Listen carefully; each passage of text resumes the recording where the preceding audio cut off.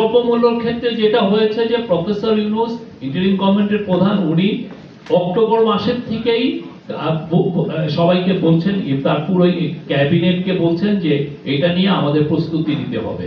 সেই তখন থেকে আমার যেটা আমি যে স্মরণে আছে যে সমস্ত বাংলাদেশে যারা বড় বড় ইম্পোর্টার, কমোডিটি ইম্পোর্টার, তাদের সাথে সিরিজ আকার মিটিং হয়েছে। শেখ বশিরউদ্দিনকে আলাদাভাবে দায়িত্ব দেওয়া হয়েছে যে যাতে রমজানে কোনো ধরনের কোনো মার্কেট কেন ম্যানিপুলেশন কেউ যাতে না করে। এটা হচ্ছে যে কমার্সের দিক দিয়ে। প্লাস হচ্ছে যে আমরা প্রতিনিয়ত মনিটর করেছি ইন্টারন্যাশনাল প্রাইস গুলো, কোন কোন দ্রব্যের কি কি প্রাইস, কিভাবে এটাকে বাংলাদেশে সাপ্লাইটা বাড়ানো যায়, সেটা আমাদের লক্ষ্য ছিল। আর একটা ছিল যে যে কিছু কিছু পণ্যে আমরা দেখেছি যে এমনিতে ট্যারিফ বসানো, মানে ডিউটি দেওয়া, তো ডিউটি গুলো খুব নামানো হয়েছে। বিশেষ করে দেখবেন যে খেজুরের ক্ষেত্রে ডিউটি কমানোর কারণে খেজুরের দাম কিন্তু অনেক কমে এসছে।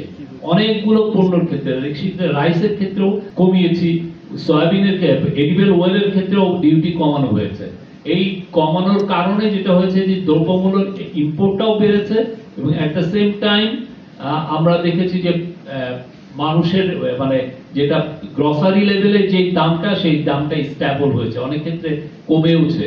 এবং আমরা তো প্রতিনিয়ত আপনাদেরকে আপডেট দিচ্ছি গত বছরের দিকে।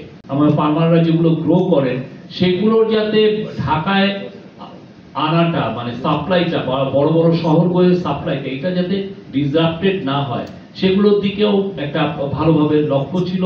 পুলিশকে বারবার বলা হয়েছে যে কোনোভাবেই যেন শহরকে চাঁদাবাজিটা যত রকম ভাবে কমানো যায় সেই দিকে লক্ষ্য ছিল।